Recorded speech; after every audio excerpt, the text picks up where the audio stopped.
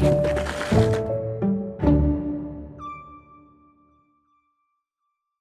following presentation is sponsored by South Carolina Humanities, a nonprofit organization supported in part by the National Endowment of the Humanities.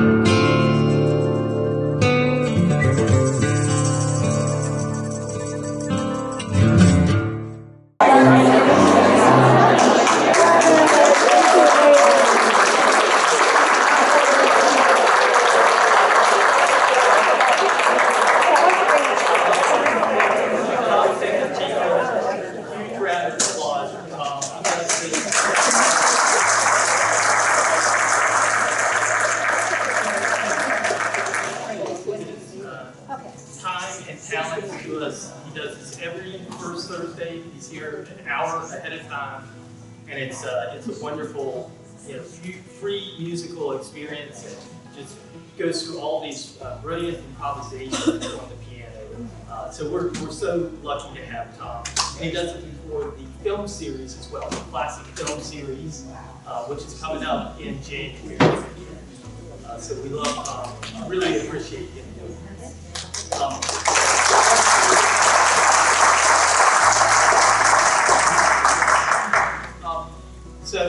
My name is Dan Turner. I'm head of programming and outreach for the Georgetown County Library. And I will add that it is the 225th anniversary of the Georgetown County Library. The library services started in 1799 in Georgetown County, way back then. That's 1 year older than the Library of Congress, so we're very proud. And so, and this is actually, this event today is part of the Georgetown County Library 225th anniversary celebration. In fact, it's our grand finale. We've had a bunch of events down at the newly, freshly renovated Georgetown Library on Cleveland Street, but we wanted to bring it up here to the Waccamaw Library, which is a wonderful jewel here on the Waccamaw Neck, and who better to have to round things off than our speaker today.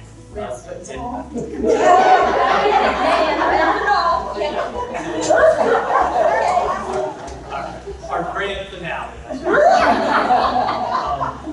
But yeah, so we got a good one, obviously, for you today. A great one.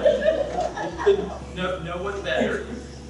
And we wanted to bring it up to our friends of the Waccamaw Library, FOW, who are so good to us. We do have some 225th swag, pens, pencils, notepads, magnets, all, if you can find your way through the swarming throngs here afterwards. There's a table on the side there. Those are free. Take as many as you want. Georgetown County Library 225th anniversary swag for you. Really nice stuff to help us celebrate. And of course, the Waccamaw Library is a central part of our library system. So, FOW, Friends of the Waccamaw Library, if you're not a member, please join up, support. They make this program possible, and pretty much all our programs, adult, children's, teen, so much of what we do here to keep our library beautiful, big backyard. So we really want to support our friends here. I know our president, Diane Stern, is way back in the back somewhere. And we have Carol Weiss, who made a wonderful, she prepares coffee and tea and water back there. So make your way back and get some of that. And there is a donation jar today if you'd like to help out that way and just put a little extra money, little cash in the jar back there where the refreshments are. And Nancy Luria, I have to say thank you to her as well for helping. She helped put out extra chairs today with this huge crowd. And she also helps to sell books. So we have some books for you today. And Nancy coordinates that. And you can buy books over at the Friends Center right across the way. Some to you there, and then you can bring them back, and our wonderful author, will sign them and personalize them for you. But Nancy coordinates that. So this is a great day. It's a little rainy outside, but it's already brightening up inside. And I mean, I don't know that Lee Brockington controls the weather necessarily, but it feels like maybe she does. So it was already a bright day when she showed up inside. So we were, obviously just delighted and honored to have her, and that's why this place is spilling over. I think we might be in violation of some fire codes. It doesn't come to that. But she is, if you don't know, she needs no introduction, but I'll give her a quick one anyway.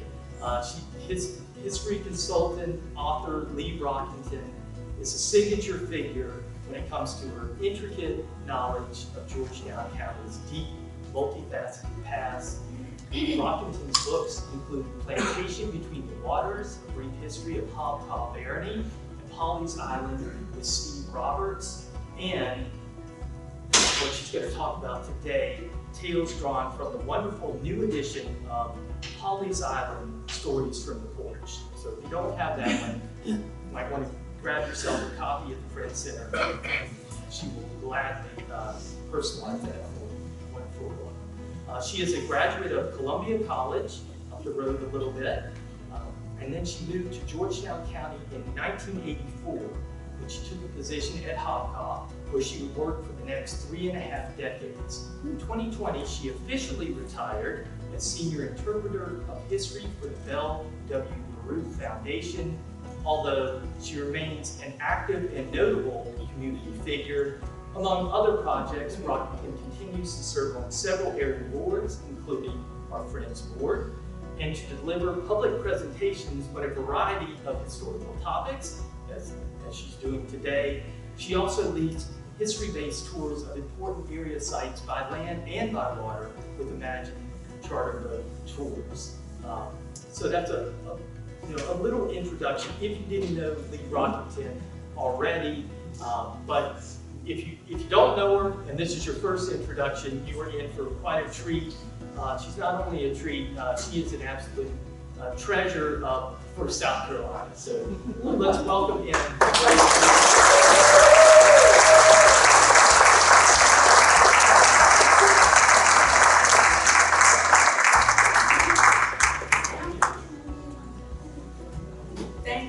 Thank you. Before I get hooked up with the microphone, I'll just say, isn't Dan Turner the best? Yeah. If you're having a great day, just have Dan talk to you. I'm sure it'll perk you up. I am overwhelmed and delighted not only to be here, but to see that you're here too. I always am sorry when they're competing events in the community at 10 a.m. Of course, Georgetown County Main Branch is being rededicated today. I hope you've been to some of the Fogel events, Friends of Georgetown Library. And for those of you that live way up Murrells Inlet, when I go to my bank way up there, New Jersey friend who used to commute to New York every day, he said, "Oh my gosh, Murrells Inlet, you got to pack a lunch." I appreciate y'all being here. And briefly, there was a slogan describing our countywide tourism. And I think it was aimed at Walk on My Neck people, and the slogan didn't last very long, but it said, "It's just a bridge, get over it." So don't forget that important things happen in Georgetown, and the Andrews Library, the Sampson Library, we have South Georgetown. Can you do it? Sure, yeah, you hook it up right there, that'd be good. And if you are ready to relax, that's okay with me. Otherwise, I will try to read my notes. I make notes primarily so that I stay on time. And you said we're here till 12:30, right? I think that's good. Does that help in the back? Yes. Does it help in the middle? Yes. And does it help in the front? Yes. You can read my lips. Good. I did bring a copy of the book. This is the revised edition. We're so fortunate to have Class Publishing by Linda Ketron, our publisher. And she moved here just in time for Hurricane Hugo, and then in 1990. That's perfect. Isn't that good? That is. She was very active. Just about the time I stepped back to get married and raise children, Linda Ketron stepped forward and became involved in the Friends of the Library. We had opened the new small library and raised money, and then I dropped back and she stepped up, and it was so much fun to get to know her. And then when she took up a sideline, many of us right here in the audience have been recipients not only of her publishing, but still of attending Movable Feast, and also participating in this big, new, improved Welcome on Neck Branch Library. So thank you for coming today. A couple of us were talking in the back, and sometimes when I find out new information, it's just like when you come across a new recipe. You can't wait to cook it, and when it turns out good, turns out well, excuse me, Mom. When it turns out well, you can't wait to pass that recipe on. Perhaps you're in a book club, you love a book, you can't wait to tell somebody, well, that's how I am about historic information. So, let's think about me for a while, huh? Daddy, tell me a story about when you were little. I was probably about 4, little enough to curl up in my father's lap, and old enough to know that his stories of growing up in Charleston in the first 2 decades of the 20th century were even more interesting than the children's books on the shelves. I grew up in a big house, not a fancy house, but big enough for lots of company and cousins, and every room was full of books. And you know, that 1959 set of encyclopedias that we paid real good money for, and you better use them. Even if they were outdated by 1969, you still had to use them. But it was Daddy's stories that intrigued me the most. He and his brothers walking to the wharves to watch the big ships come in, tie up and unload things from lumber to cars to bananas. Stevedores who sang like troubadours, big strong men deathly afraid of tarantulas as they unloaded those banana boats. Stories of the new bridge in Charleston, 1929. Only Charleston calls it the new bridge, 1929. And when they built a second bridge across the Cooper River in the mid-60s, they called it the new bridge. The new bridge. And then when they built the Ravenel Bridge, before we all began to call it the Ravenel, it was the new bridge. Only in Charleston. My daddy's first driving lesson at age 12 was being taken right over that narrow roller coaster bridge. And as his father said, boy, if you can drive across this bridge, remember now, he's 12 years old in an A model Ford. If you can drive across this bridge, you can drive anywhere. These stories set the stage for my curiosity, and as much as I love to talk, I do like to listen to stories sometimes. And one story in particular always fascinated me. During the Great Depression, my father's father died of a sudden heart attack with 6 children. The family moved inland, closer to home near King Street, and Daddy told a story of the summer of 1935. As a rising high school senior, he and his younger brother planned a trip to Pawleys on bicycles. On bicycles. The 60-mile trip takes us about an hour, or as my cousin Judge Bubba Jenkinson once said when asked at his movable feast, how far away is King Street? And he said, about 3 beers. And he's a judge. He's retired now. We took him off the road. But think about 60 miles. Think about it takes us about 3 beers to get there. But as the 16-year-old Paul and his younger brother David planned an overnight trip carrying blankets and canned food, imagine when younger brother David was supposed to borrow a bike, the loan fell through that very morning. As he came to my father and said, oh, it didn't work, I'm not going to get to go. Undeterred, my daddy put a board across the handlebars and carried his brother and their overnight supplies on their journey from Kingstree to Pawleys.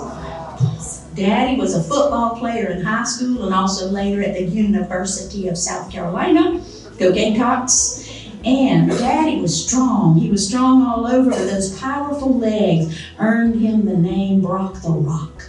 They made good time, and their first planned stop was Georgetown to eat lunch. And as they sat down at the little restaurant, the waitress said, "Lunch? We're still serving breakfast." Think about what good time they made. They were proud of that. They ate big, and then they went across the Georgetown Bridge toward the Waccamaw Neck. Over the PD and the Black, over the Waccamaw. The new bridge, built in 1935, opened in July of 35. The swing bridge over those three rivers. It was a challenge. Traffic backed up behind him, but Brock the Rock kept on and made it across and on up the Waccamaw Neck to Pawleys Island. Can you imagine my great delight with this historic story? What were you wearing? What did y'all eat? Did you sleep on the beach or down in the dunes? Was it easier or harder going home? So you see, even at 4 years old, I started asking questions early in my life. My interview skills would be refined in years to come with questions to my grandmother and grandfather, great aunts in Kingstree, uncles and aunts, and older cousins. When my Kingstree and Lake City cousins built a beach house on the north end of Pawleys, we were often invited, a crowd of cousins sleeping everywhere, and our favorite thing at bedtime was lying on our beds with only the screens of the windows dividing us from the front porch, where all 6 Brockington brothers and sisters, my father and his siblings and their spouses, the red glow of their cigarettes helping us to figure out who was who. Am I right? The red glow of cigarettes back in the day. They told their stories to each other. We could hardly understand what they were saying sometimes. It was as if they were speaking a foreign language. They had reverted to their childhood language of Charlestonese, or Geechee, or as some would say, that clipped fast talk with Old English words and West African expressions. But we listened and we absorbed and we retold those same stories to our children as time went on. Storytelling, books, and people were always a part of my life, and certainly I believe the best part of my life. I've been cleaning out a stable on our property that we had converted to a party barn. We have 4 little acres, and we call it the farm. It's a little bit of a joke, but we used to have goats and chickens, and I still produce grapes. Scuppernons, and Laura Harriet comes and picks them and sometimes sells them as she sells her other foods. But my son and daughter-in-law are returning to live at Bluewell Farm for about a year or 2. And I don't know why I started talking about that. Let me go back. In the process of cleaning out the stable, I had a big storage room that will become their bedroom, the old tack room. And in it was a big basket of all my little childhood diaries. Really starting about 6th or 7th grade, young girls were encouraged to keep a diary. It helps us to think, it helps us to express our thoughts. And it's hard to clean up when you come across your parents' World War II letters. You just kind of sit down and start reading, right?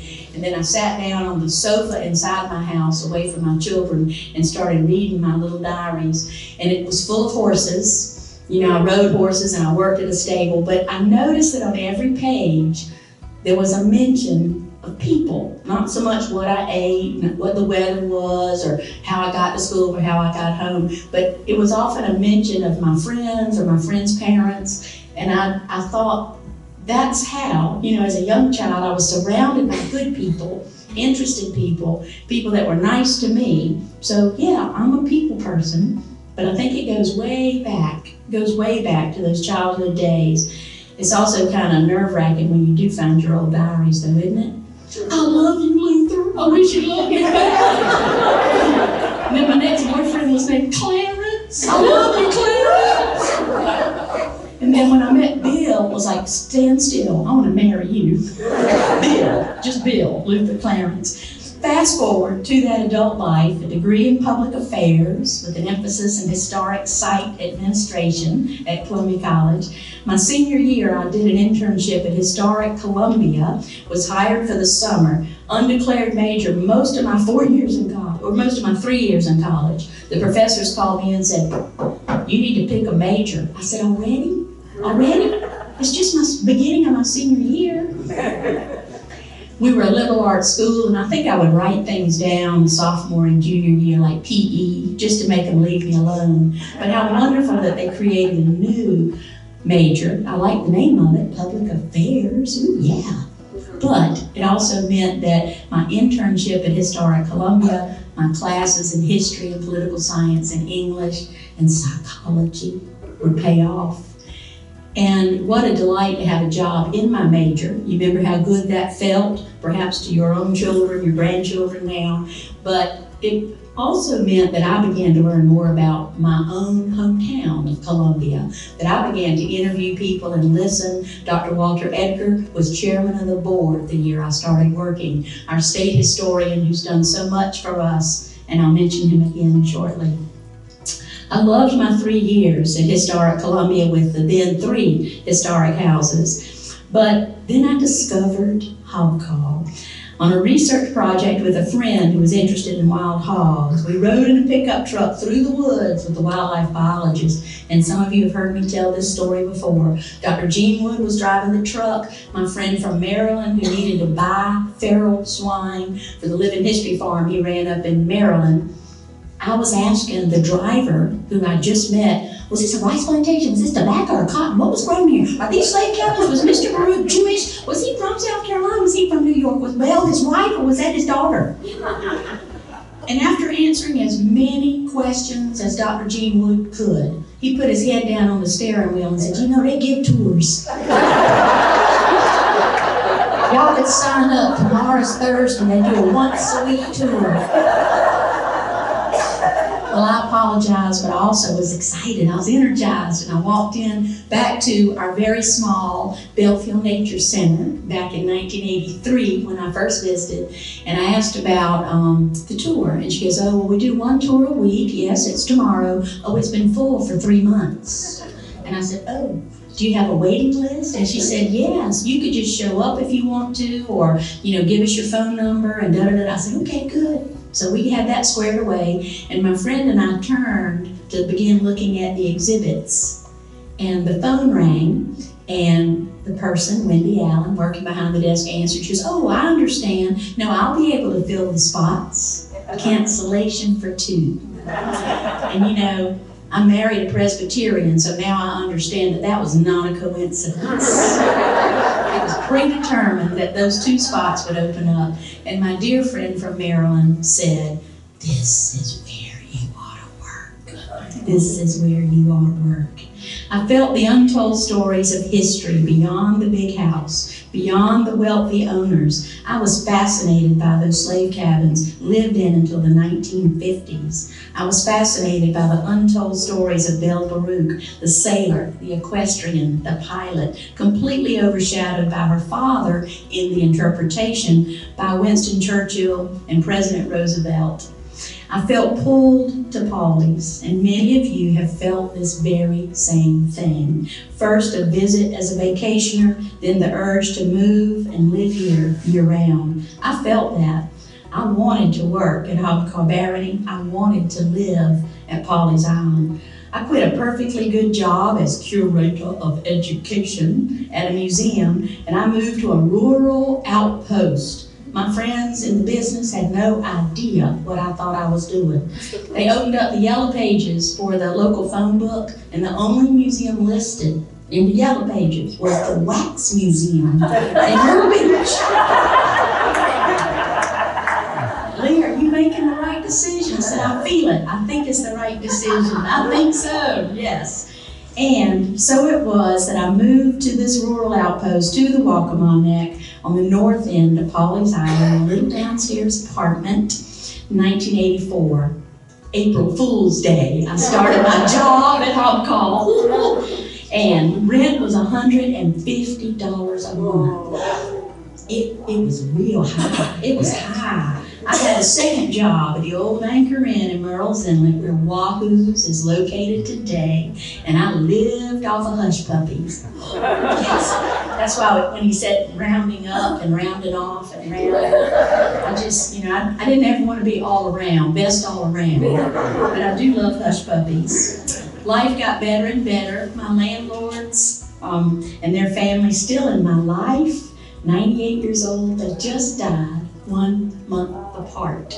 They lived up around Clemson, and their great-great-grandchildren are special to me. I think about how many times we vacation next to people when you first came and they become lifelong friends. You don't have to live with them in a dormitory to be lifelong, but these acquaintances. I also moved in to that beach house across from the Marlows on the north end of Pawleys. Frank and Faye Marlowe's only child, a daughter my age, had just left the state for her career, so I felt I was adopted in many ways. The stars aligned as my daily stops at their Marlowe's grocery store, now Frank's restaurant, in honor of Frank Marlowe. My daily visits resulted in news, as Miss Marlowe called it. Some of us would call it gossip. Miss Marlowe and I called it news, as in, what's the news? She also made introductions for me to longtime residents, to multi-generational vacationers, historic homeowners, and the homes were historic. The owners were not historic. I need to rewrite that. Owners of historic homes. And one particular nice-looking Santee Cooper man who walked in one day after church with his children, and they were picking out penny candy. And I thought, such a nice man. And Miss Marlowe said, Bill, you're single. Lee, you're single. Y'all need to talk. And once we got past that embarrassment, we began to date, and we gave Frank and Faye Marlowe front row seats in the Pawleys Island Chapel the day of our wedding. I'll never underestimate the power of Frank and Faye's introductions, the blessing they gave to my work, and later Faye's encouragement. You ought to write a book on Pawleys and make sure you get it right. Well, I was flattered, but I put that thought away. That was a challenge. How was I going to get it right? I just moved here. Work at Hobcall was hard and exciting, and new research every day, new science and forestry, marine science, rare species, and centuries of history. Hugo struck hard in 1989, and by then I had been elected to Pawleys Island Town Council after serving on the Planning and Zoning Commission. So before and after Hugo, the Town Council's work was never ending. And work on the Waccamaw Neck, Georgetown County, so much of South Carolina. We found ourselves comparing Hugo to Hazel, so I listened and then I read of the historic hurricanes of 1822, of 1893, the back-to-back storms that ended rice cultivation, ended commercial rice by 1911. I thought it was interesting too that when the longtime director, 50 years, Brook Green Gardens, Gurdon Tarbox, many of y'all remember when he was director, well, after Hugo hit, the media found him and they asked him several times, which was worse, Hazel or Hugo? And he paused for a moment and he goes, well, I'll put it this way. After Hugo, we had chainsaws. Imagine the work at a place like Brook Green, any forested area, with hand saws. I was asked to write a history column for the Sun News one year, later the Georgetown Times, and one day an old friend had something to say to me. Mr. Eugene B. Chase and his wife Vivian, whom I knew well as a longtime docent at Historic Columbia, back in Columbia. Their daughter, Christina Chase, was a well-known photographer whom I knew here at Pawleys Island. Jean Chase owned an oceanfront beach house and was active with the Pawleys Island Chapel Board and very active with the Pawleys Island Civic Association. It was Jean who had spearheaded the Civic Association's 1944 book, Pawleys Island Historically Speaking, with a close look at the historic homes and the then new historic markers, with several fine essays on Pawleys Island. 1994, the largest group of historic markers placed at one time by our South Carolina Department of Archives was placed on the South Causeway and on the island. Stop and read those historic markers. Well, Gene's idea for another book was based on the fact that he knew old-timers were leaving us. passing away, those early 20th century vacationers who remembered the days before electricity, before running water, much less before McDonald's or Starbucks or Wendy's or refuel filling station were dealing with growth. Gene asked if I would help him organize the stories he was collecting. He had already distributed tape recorders to people he called long livers, but included men and women, even a child, in his quest to capture the stories of old Pawleys Island before it was too late. Most of the interviews had been completed. A professional had been hired to transcribe the taped conversation. How many of you were secretaries for any given club or organization and secretary and had to take notes and then go back to the house and transcribe? Imagine 40 interviews. I was like, because don't worry, we have a professional to transcribe the tape recorders. I said, good. I received in my P.O. box 2 or 3 oral histories at a time. Oral histories, big, thick interviews to decipher, to organize, and to present as a book with about 40 chapters, 40 oral histories of Pawleys Island. In 2003, this book was first released by the Pawleys Island Civic Association, and our dear Gene Chase lived just long enough to see the book placed on the shelves at Happy Bookseller in Columbia. Several weeks later, we toasted Gene Chase when Columbia's best-selling list had the 2003 book on the Columbia best-selling list. It was number 2. And of course, I had to ask, what was number 1? And it felt kind of good to hear that number 1 was Dan Brown's Da Vinci Code. Who could compete with Dan Brown? With the success of the 2003 book, Pawleys Island Civic Association President Linwood Altman had the idea to create a book of 800 photographs and accepted my offer to write some text and to organize it into a book. The Civic Association published Pawleys Island, A Century of History and Photographs in 2009. Linwood Altman had been for 2 years collecting photographs for a number of families that have lived and vacationed at Pawleys for a long time. Every photograph submitted was printed, so if they're out of focus, it was his decision.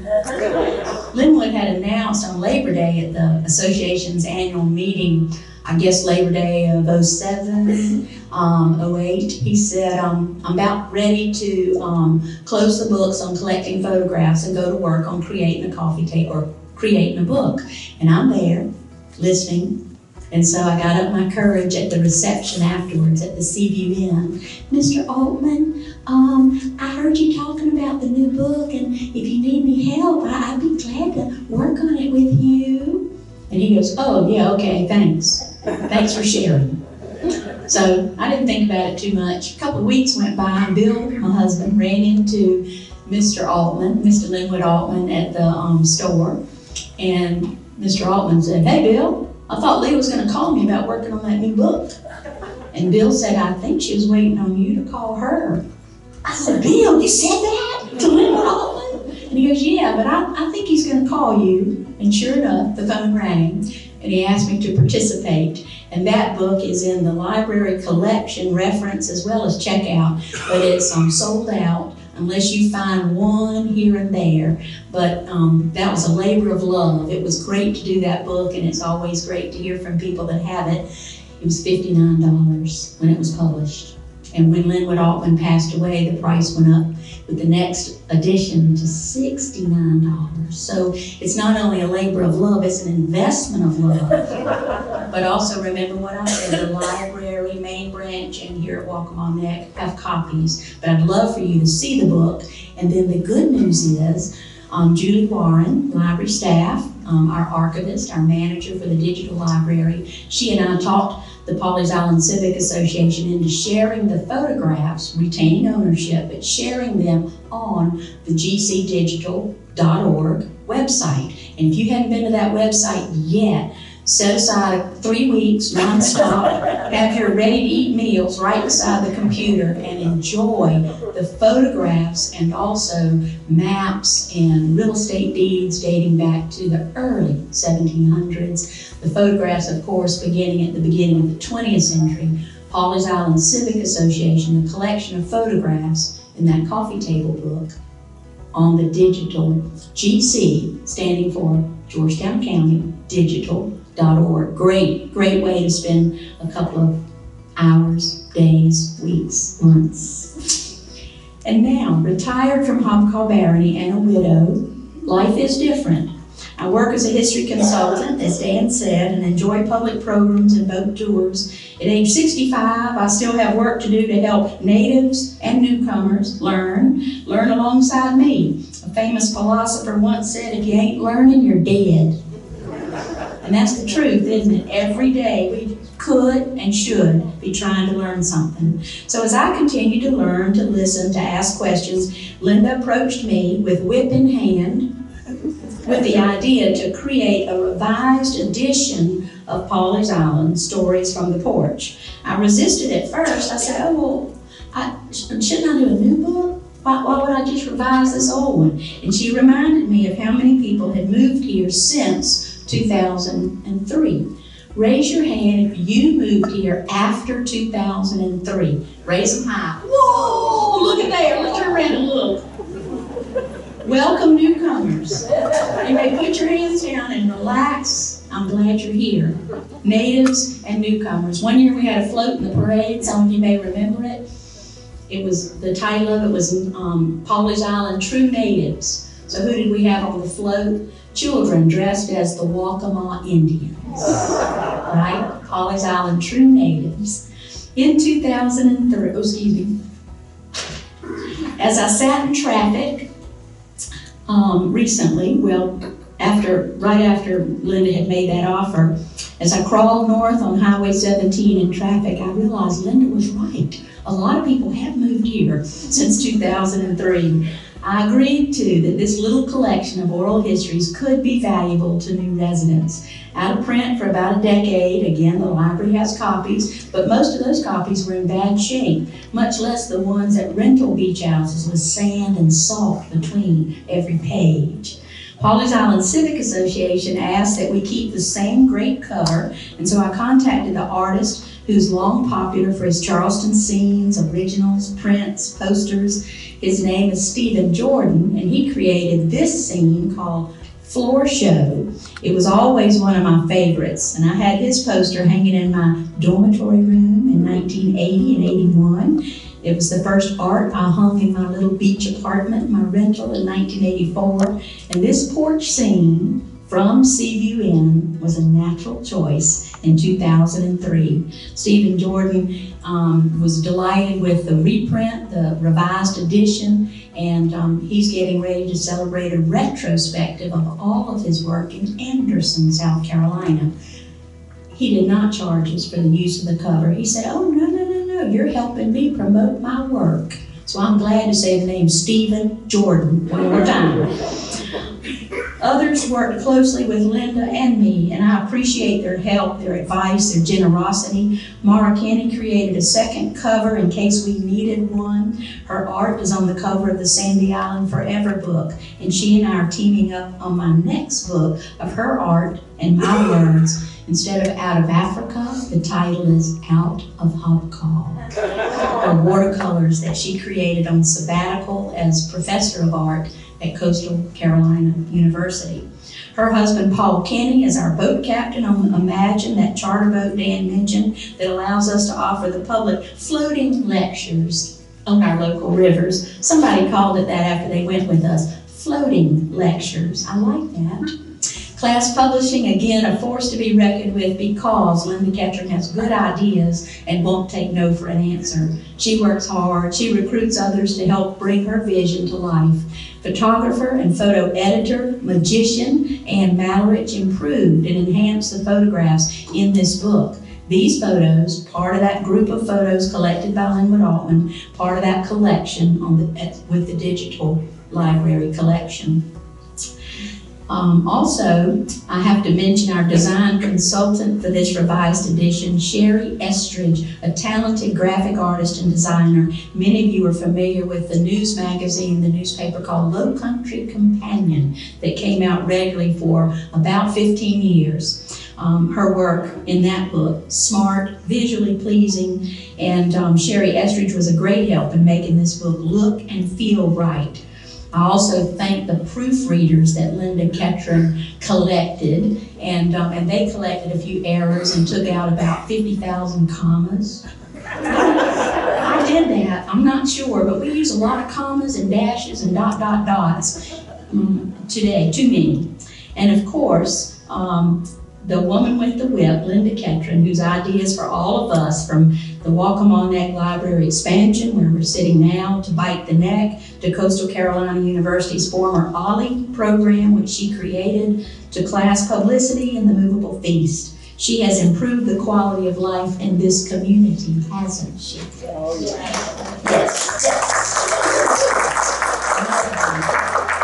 And say a little prayer for Linda right now. She's got a couple of challenges with her husband's health and the loss of a dear friend, Bill Woodson, who's a published author with Class Publishing. Many of us knew him and are missing him, but sometimes we just don't expect somebody like Linda to need encouragement or prayer because she's so busy encouraging us. But those of you that know her and love her, send her some positive energy this week. I wanted to read a little bit from the book. Dan, we okay on time? Good. Yep. And I thought I'd start with the foreword. That's how you spell it, you know. It's not forward like marching, but forward.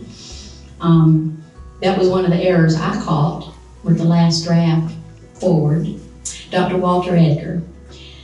When I first learned about this project from Lee Brockington, I told her I couldn't wait to see the manuscript. Over the past decade or so, more and more communities across South Carolina have begun to record their histories by letting residents tell their stories. There's no better way to get the feel of a place than by having someone who knows it well describe it. That's what makes this book so special. It contains very personal accounts by 40 people of one of the most special places in the Palmetto State, Pawleys Island. Pawleys, the name immediately conjures up images to anyone familiar with South Carolina. And over the years, residents have used a variety of words to describe their favorite vacation spot. For quite a while, the bumper stickers said, arrogantly shabby, and the term, at least prior to Hurricane Hugo in 1989, seemed to fit. But lots of folks have their own descriptive phrases. In 1895, a feature story in the state newspaper, included in this book, described Pawleys as the most charming seaside resort on the South Atlantic coast. John and Harriet Ferris, their interview in this book, consider it to be God's second heaven. Bill Kinney, the late Bill Kinney, calls it that blessed isle. The late Matt Boyle, reflecting on an earlier day, said, it's just plain Pawleys Island. While many works of history and cultural geography reflect the impact of humans on the landscape, this book is just the opposite. Through many voices, it reflects the impact of the landscape on human beings.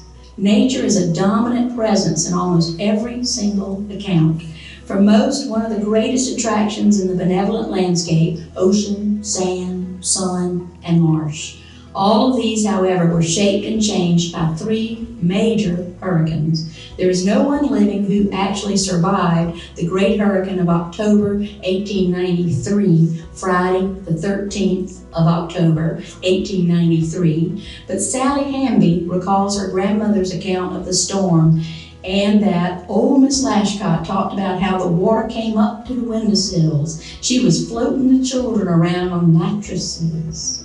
Hurricane Hazel in 1954 leveled a number of great sand dunes all over the island and destroyed many newer homes on the south end. But it was Hugo in September 1989 that may have had the greatest impact on the island and its people.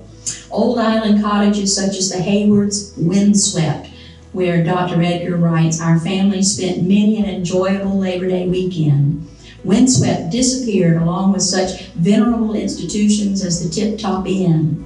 Catherine Lemon Clark, whose family's 150-year-old house, the LaBruce Lemon House, the only house with its several outbuildings still standing, she mourned the loss of many of the ancient oaks that had once shaded their lot. Now we are surrounded by the black skeletons of those trees that died, limbs silhouetted against the sky. 10 years later, those stunted live oaks, you know why they're stunted on the island. They're the same trees that you see huge growing in an avenue at Brookgreen, but stunted because of growing in sand, lack of soil nutrients, salt water, wind shear. 10 years after Hugo, those skeletons sprouted green leaves. And they're doing well. I encourage you to think about that. Give a tree a chance. If it's uprooted during a storm, prop it up. Give that tree a chance, and you'll have less standing water in your yard with the next storm, because the trees are vital and important. Sorry, see why I take notes? As you read through these accounts, writes Dr. Edgar, it is almost as if everyone is looking back to the pre-Hugo years as Pawley's golden age. Hugo changed both the natural and the man-made landscape, but the storm did not alter the spirit of islanders. Immediately after the storm, Francis and Frank Robinson returned to salvage what they could from their house that had been swept into the marsh, from the beachfront back into the marsh. When accosted by a television reporter and asked if they were going to rebuild, Frank Robinson faced him and said, "Hell yeah, we'll be back!" And then reaped the harvest of everybody that saw that on the news. Frank, I can't believe you said that. Hell yeah. Today it is easy to get to Pawleys from anywhere in the state. It was not always so simple. John Ferris's family rode the train from Greenville to Georgetown and then caught a boat that came up to Hagley Landing, and then from Hagley Landing across the South Causeway onto the island. Others went by car over unpaved roads to Georgetown and then took a ferry up the Waccamaw River to the landing at Waverly Mills. The causeway to the island was paved with oyster shells, and it was easier traveling than the rut-filled sandy roads that were highways in name only. Even when the state began to pave roads, the maximum speed limit was 35 miles an hour. For those not fortunate enough to have spent time on Pawleys, you need to understand that this island is not simply a vacation spot. It is an experience. Roberta Prelow's father always said, "It doesn't matter how late you arrive, just so you wake up at Pawleys." In today's busy world, where people resort to aromatherapy and other fads in an attempt to relax and unwind, those who get to Pawleys need no treatment. Just being on the island is enough to rejuvenate an obsessed workaholic. I'm sure that most residents would agree with Roberta Prelow's observation. I feel calm and everything is right at Pawleys Island. The island today is a mix of old and new. Thanks to Hugo and the quest for oceanfront homes, Caroline Ellerby's home was built in 1939 by her grandmother. The cottage has changed very little since then. No central heat, no air conditioning, just whatever Mother Nature provides. The Hambys maintain the same daily schedule that was established in the 1880s by an earlier generation. A big breakfast at 9 a.m., dinner in the middle of the day at 3 p.m., and a light supper after dark at 9:30 p.m., before daylight savings time ended. Any number of families still require rest periods after the midday meal, something that today's active children don't always observe. However, it's a good idea to rest in the heat of the day and to avoid swimming after a big meal. Old-fashioned ideas based on common sense, as sound today as they were for earlier generations. Marlowe's store is gone, but there are dozens of men who fondly remember their days as clerks, self-proclaimed bag boys, but I always like to remind you that even Salters McClary, who calls himself a former bag boy, and that's okay, but I wanted you to know that Mr. and Mrs. Marlowe never used the term bag boy, instead clerk, because they had black men that worked at the store, particularly Mr. Walter Sherrill, and they didn't want anybody calling him boy. And that's something to admire when you realize the Marlows felt that way. The South End today is so built up that it's probably no longer possible to take your date there after sundown and watch submarine races. I'd ask you to raise your hand if you ever invited a date out for submarine races, but I don't want to embarrass you. The legendary pavilion where the daughters of the rector of All Saints Walkabout taught outlanders, Dr. Edgar's word for newcomers, outlanders. A special dance was taught by the minister's daughters. The dance was called Peeling the Peach, but today that dance, just a memory. Children still crab in the marsh, young men gig or jam for flounder, but the creek is not as deep or as clean as it once was. Refrigerators have replaced ice boxes. There are telephones and indoor bathrooms. Many homes are air conditioned, but screen porches are still the location for reading, napping, visiting, and swapping tales. Remember the little red glow of the cigarettes. Like the rest of South Carolina, Pawleys Island has changed. Some folks grouse about the new houses and outlanders and long for the good old days, but despite Hugo and beachfront development, Pawleys is still Pawleys. It is a place, it is a lifestyle, it is memorable, and in the words of Paige Oberlin, it's still glorious. I wanted to read two more. And this one is hilarious, and the last one is funny for a different reason. Sometimes when you're talking to somebody, particularly if it's a Southern woman, we tend to get off the subject. Nod your head if you believe that's true. Don't raise your hand, it's too embarrassing. I've done it today, even up here. Stop and think about how many times women can get right back to whatever the subject was. It just takes us a while. And this interview was that kind of conversation. I had a question I needed to ask, but I had to listen to all the information in between because it was so rich and so interesting. This is a chapter called Where'd They Get Their Groceries? An interview with Louise Rosa Johnson, one of the Rosa sisters, longtime vacationers.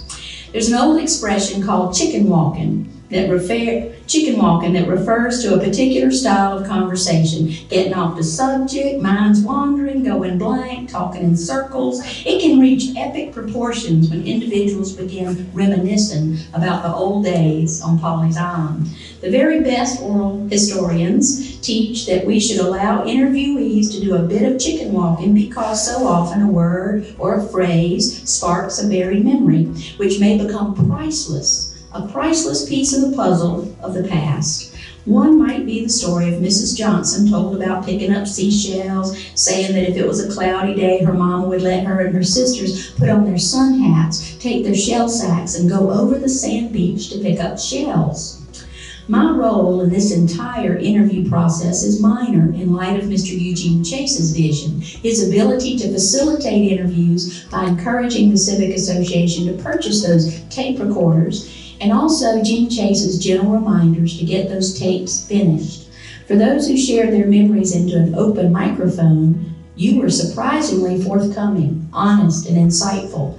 Can anyone imagine the work of the transcriptionist with so many different accents, dialects, different age voices, and proper names? This interview, done in Columbia with Louise Rosa Johnson and Francis Robinson, is a classic case of chicken walking. I laughed at all the subjects they touched during just the warm-up. Things that anyone would love to overhear while eavesdropping on your neighbor. But isn't this what oral history is all about? Imagining yourself out of sight, in the hammock on the screen porch, 10 o'clock at night while the adults are talking. Wonder where they got their groceries. Oh, I don't know, but we brought a lot of groceries to the beach. Then the conversation turns to the Gray Man, the Confederate flag, the Gibbs Cottage, the Brawley House, the McMasters, the Jenny House, wartime visits by the women and children, the quality of that first Civic Association book, the Pelican Inn, the Boyle House, Hagley Plantation, malaria, which was also called broken bone disease, you know, Canaan, and other seashore houses on the mainland side of the creek, slaves, pianos, Trinity Bazaar, needlework pillows, liberal ministers. I wonder where people got their groceries back then.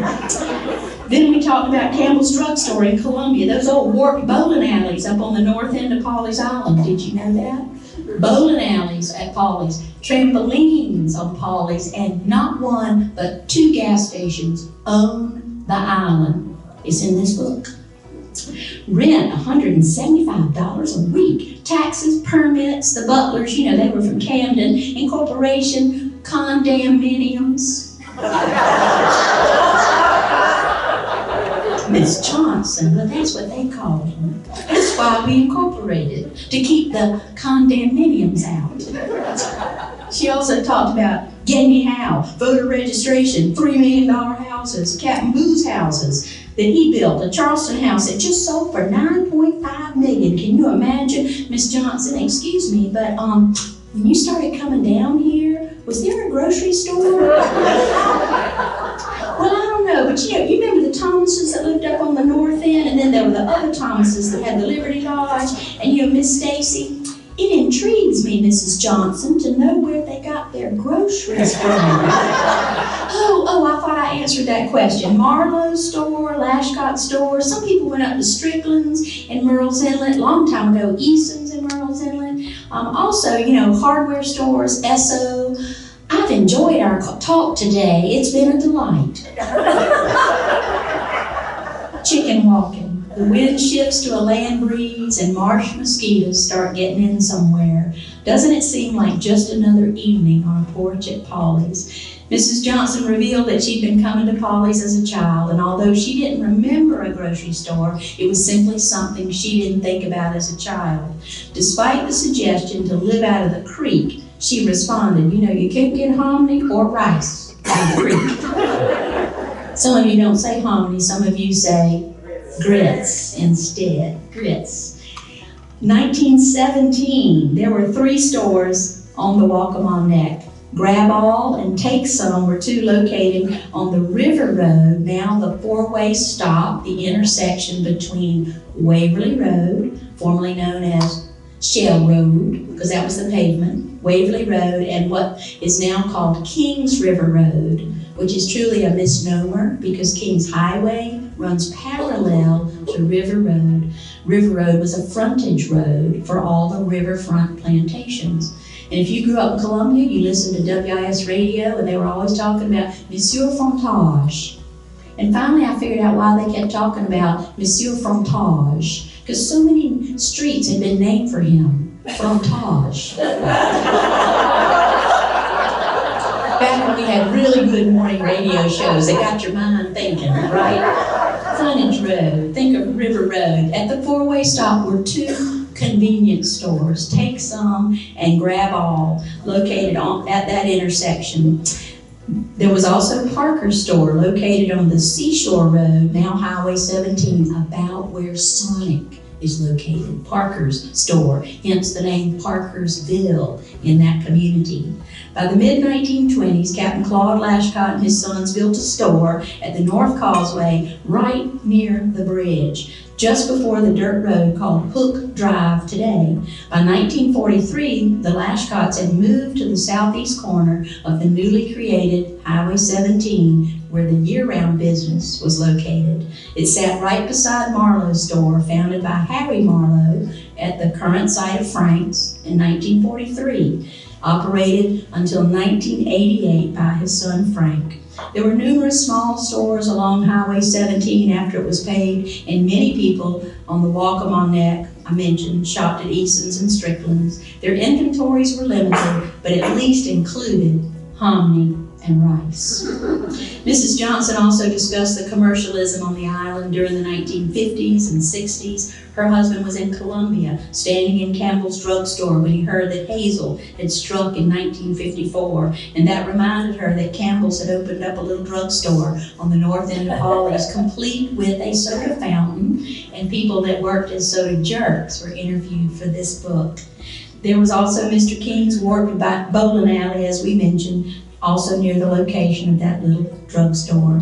To use a phone, Mr. Johnson went out to Highway 17 and called from the Marlowe store to his office in Columbia, but frustrated by the noise of the traffic, he eventually installed a phone in his own beach house. Mrs. Johnson continued, Pawleys was smart to incorporate and have a little control over the commercialism and the zoning on the island. just the island itself. We wanted to add at least a bedroom under our house, but the Georgetown County Courthouse was perfectly awful, no cooperation. They told Mr. Chase, if you don't like the way we do business here, I suggest you sell your house and go back to Columbia. No wonder she liked us incorporating. A lot of people come to Pawleys and expect to see a ghost. I don't, but I know people who say they've seen the gray man. There's a lot of history I don't know, writes Mrs. Johnson, but all the more reason for this tape recording being done.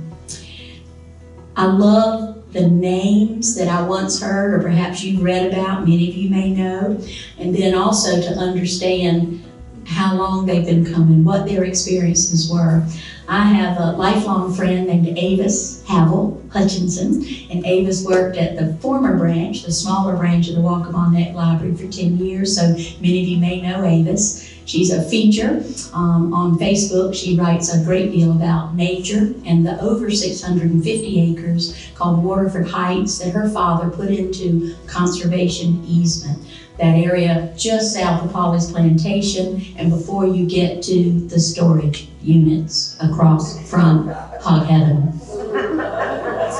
She's one of 3 children, and her big sister, who just passed away, is Hetty Havel. And I wanted to read to you her interview about Clam Church in closing. I was born and raised by the salt marsh in the Bird's Nest section on the south end of Pawleys Island. We ate a lot of seafood. Sometimes Daddy would take us fishing, which we always enjoyed, but I like to go clamming best. You had to wait for low tide when the sand flats were exposed on the creek to go clamming. Our house sat right beside the creek, so we just went down the dock and waded across the creek run to get into the sand flats. Once there, all you had to do was walk back and forth slowly and look for keyhole-shaped holes in the sand. When you found a keyhole, you dug down into the sand around it and usually found a clam. Big clams made big keyholes. Small clams made tiny ones. Sometimes farmers, African Americans who were still growing their own vegetables, came from the mainland. They came to the island to seine or clam. They didn't clam like we did. They went into the creek run and felt around the sandy bottom with their feet. Then, when they felt a clam, they would reach under the water, get soaked, and bring the clam up. We only clammed that way when we were already swimming. Well, one Sunday morning, I woke up for church and the tide was just right for clamming. I decided to go clamming instead of going to church. I stayed out on the sandbar until half of it was underwater and the tide was coming in strong. I found one small clam. Perplexed, as I usually brought in a bucket full of clams whenever I went clamming, I complained to my nurse, who was fixing Sunday dinner. She was a Gullah lady whose family had lived in the area for a long, long time. She fixed me with a stare.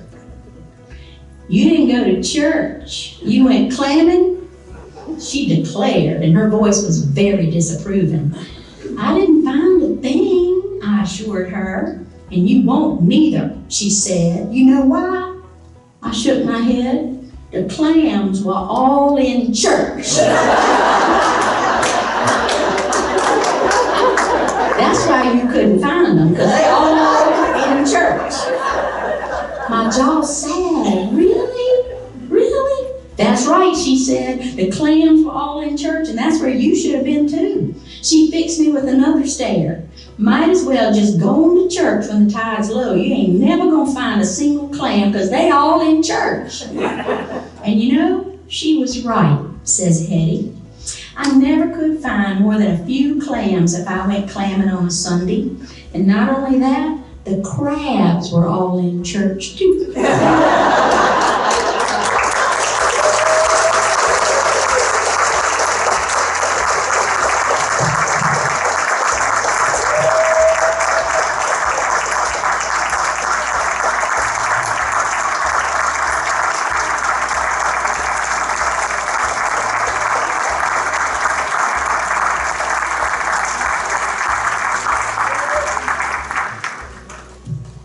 All it takes is making the most of where you live. That's all I've done. I'm so grateful to have been able to get that job at Hobcall and to work there on and off for 30 years and to be engaged. We have so many opportunities, not just through the library, but through so many organizations for each one of you to become engaged.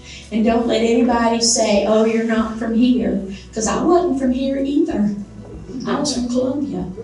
But I was interested and I was curious, and I try to stay engaged, and I hope that for each one of you. Are there any questions? Or Dan, do we have time for questions from the floor? And I can do the Oprah Winfrey run, the microphone, or save them for later. I will say this while you're thinking of a question, just kidding. Don't forget that Dan mentioned the books are for sale. They're $30, right, Dee? $30 even?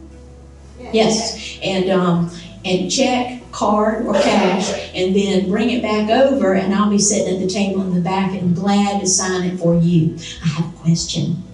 Yes? Can you tell us the difference between Mackenzie and Magnolia beaches? Good question.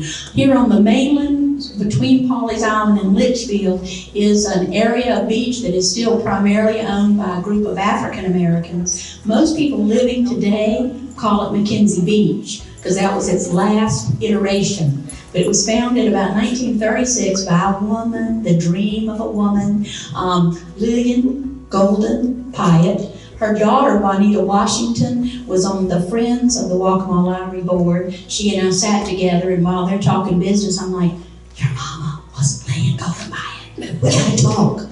Lillian had an idea for a black resort, a place where they could enjoy the beach, enjoy the marsh, and also she recruited several well-known families. You might say black elite from Georgetown, doctors, lawyers, school principals, and also funeral home directors. Bought property and built houses, remnants of one at least are still standing. Also, during the 30s, 40s, and before Hazel in '54, the Black Resort was a mecca for musicians. Before Hurricane Hazel hit, the Black Resort was the place to be. For whatever reason, it is not in the Green Book, but it's typical of that kind of resort where blacks were not only allowed to come, but it was their resort and they could access the marsh and the ocean front. Private property owned by Lillian Golden Pyatt and several others. Frank McKenzie was brought in as her partner. They both were living and working in New York most of the year, and then in the summers could be here. He was involved in transit, Mr. Frank McKenzie. Lillian Golden Pyatt established beachfront cabanas where people could change and go swimming. There are photographs, very rare photographs that exist, and then interviews done with different families. In October 1954, after almost a 20-year run, Ms. Pyatt sold out her interest to Frank McKenzie, who lived across the street. Frank McKenzie had been involved in, his last big job was with the state of South Carolina. He was working at Huntington Beach State Park when they were putting in their trunk gates to drain the freshwater and saltwater areas when you drive across the causeway. Very talented man. The nature of things changed. After Hurricane Hazel, it became known as Mackenzie Beach. And also it became more of a day trip kind of place. He's had more of a honky-tonk on the water. He built a restaurant on the highway at the same location. He built a motel after Hurricane Hazel. So by 1955, the motel was built. In the glory years, Count Basie, Duke Ellington, Lena Horne, the list has expanded, and I can't prove that Little Richard was there. I can't prove that James Brown was there. I don't know if that's an exaggeration or if we've got people who really remember them there. But think about the glory years of those musicians that I just mentioned, and what were they doing in the area? Count Basie, Lena Horne, Duke Ellington, and others were playing at the Ocean Forest Hotel, which opened in 1929. What a year, or at least it began construction in 29, but it was the stop between New York and Miami. Ocean Forest Hotel, demolished in the 1970s. Big ballrooms, big bands, Summer Stock Theater off of Broadway in Myrtle Beach, just north of Sea Captain's house. All my landmarks are food. I don't know the street number or a street name, but it's right above Sea Captain's house. But those musicians that were hired to play at the elite Ocean Forest Hotel sometimes went to Charlie's Place, which is a motel and entertainment center. It's in the Green Book and it's been preserved by the city of Myrtle Beach. And also is an incubator business site. It's real interesting, the historic markers there, and there are special events that are held there open to the public. Charlie's Place in Myrtle Beach. And here, Frank McKenzie continued to operate it as long as he could. The important thing to remember is that people that enjoyed it during that period, Ron Days assisted Mr. Johnny Ford Sr. in writing a children's book that is here at the library and also for sale locally. And it's a really good book. There are a couple of photographs as well as Natalie Days illustrations. Ron and Natalie Days helped with that book. So that's another way to at least get a piece of what became known as McKenzie Beach, African American resort, black resort, between Pawleys and Litchfield. Here's the question. Really, Carmen, what about getting an historical marker at McKenzie Beach? We've talked a lot about the community of white persons have talked a lot about preserving that site. What the county could buy it and make it into a park, and all of that's viable. The idea of a historic marker is privately owned property. It's owned by a group of African Americans, perhaps. I think there are 5, and maybe the 5th one happens to be white, and it's private property. So if I drive up to your house and say, you know, this is where so-and-so's house used to be, you want to put up a marker, or let us put up a marker. Well, if you put up a marker, everybody stops, parks, gets out. We have to respect the wishes of the property owners. And that's what I have to tell. I've sat in on a couple of committee meetings. We've tried to get a little traction. And I asked Mr. Johnny Ford Sr. After a meeting recently, and I said, what do you think? What do you think the property owners want? Do they want the history recognized? Because many of them are in a position to follow through on that, or they don't have to hire me as a consultant, but there are people that can be hired that could help them at least get a marker or get a plan for the historic use of the property. But Johnny Ford Sr. said, they don't know. They don't even know what they want. So in the meantime, we ride by that site. We see the ruins of the old motel, and you will help everyone else remember that that motel was built after 1954's Hurricane Hazel. So Count Basie stayed in the hotel, in the motel? No, that's my point. That's my only point. But it is a site to remember. Across the street, where the pumpkin patch is this month, where Christmas trees, I guess today, probably start selling Christmas trees. But that was the site of Club 17, and there were several clubs, bars, saloons, and Club 17 was one of my favorites. And there were probably a couple of us that went and danced and ate fried chicken at that black-owned business. It burned, and the site, that concrete pad, is about where that pumpkin patch is. But think about how much history is in that location, because the ocean side, think about one business being established and it spurs several other businesses. I remember when I first moved here in '84, though, I had to be really careful coming home from the Anchor Inn at 10 or 11 or 12 o'clock, because it was a busy, busy place on the highway.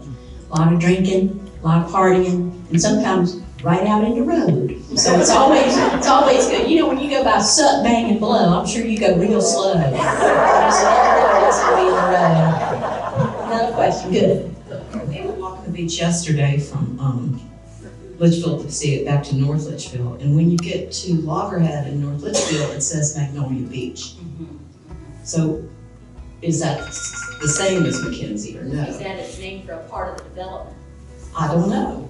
Well, then that's good you brought this up, because when some of y'all live at Litchfield, own property at Litchfield, I think the thing that I never realized until I rode my bicycle from Pawleys up to Huntington Beach State Park years ago. It was great going. The coming home part was hard against the wind.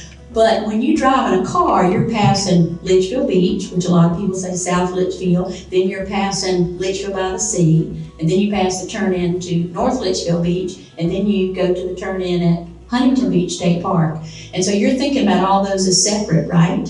That entire barrier island is one island, including South Litchfield, Litchfield by the Sea, North Litchfield, Huntington Beach State Park. The northern end of the jetties that help Merle's Inlet's egress and ingress stay clear. And then at the very south end, South Litchfield, you see Midway Inlet and Pawleys Island. It's one long island.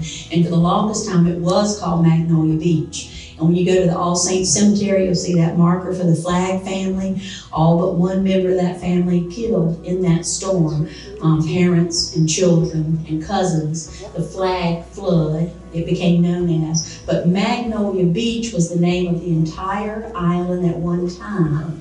And it was a 19th century summer resort for Litchfield Plantation, Willbrook Plantation, Turkey Hill, which today is known as the Reserve. So think about those corresponding riverfront plantations and how that beach later, by the 1950s, became known as Litchfield. And of course, y'all know why Huntington Beach State Park is named that.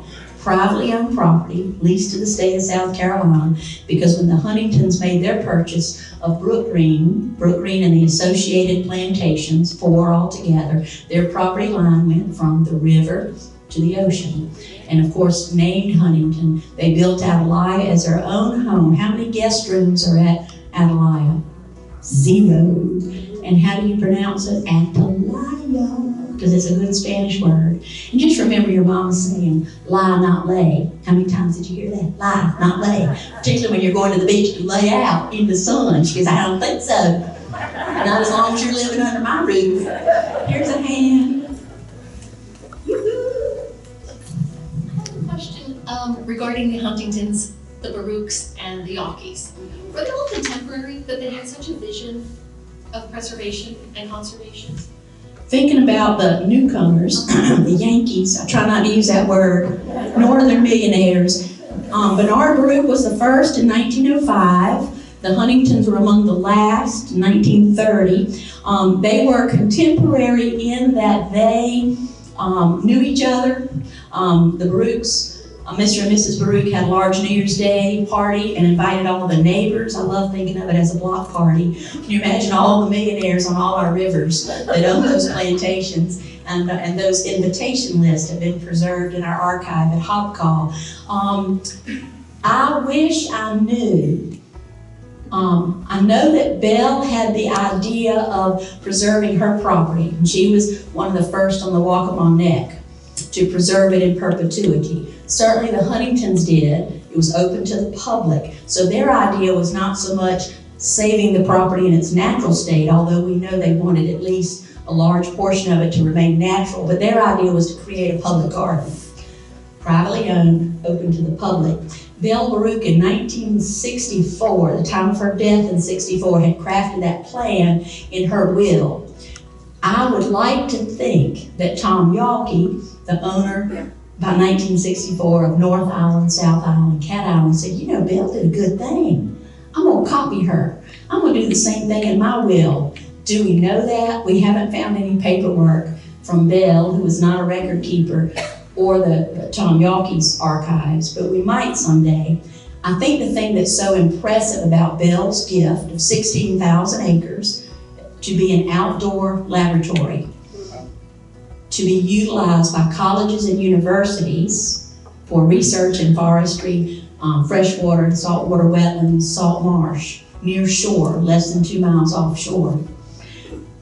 But combined with Tom Yawkey's gift to the state of South Carolina, you've got Belle's privately owned, the Yawkey Center, 16,000 acres at Hobcall, 24,000 acres at the Yawkey Center, given to the state for research purposes as well, particularly in waterfowl and wildlife. And then south of that, the Cape Romaine National Wildlife Refuge, contiguous, that had been established in the 1920s, I want to say that, 30s, I'm sorry, it was the early 30s, by a New York senator who owned Bull Island, Senator Dominic of New York.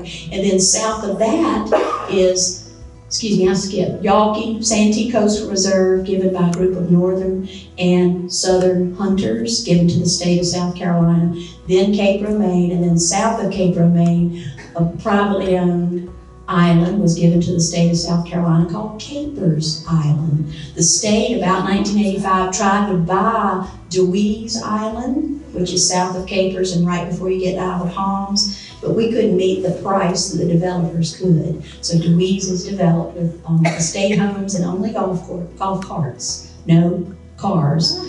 66 miles of contiguous protected shoreline, and contiguous is important for migratory birds and animals and also wildlife. Contiguous is important.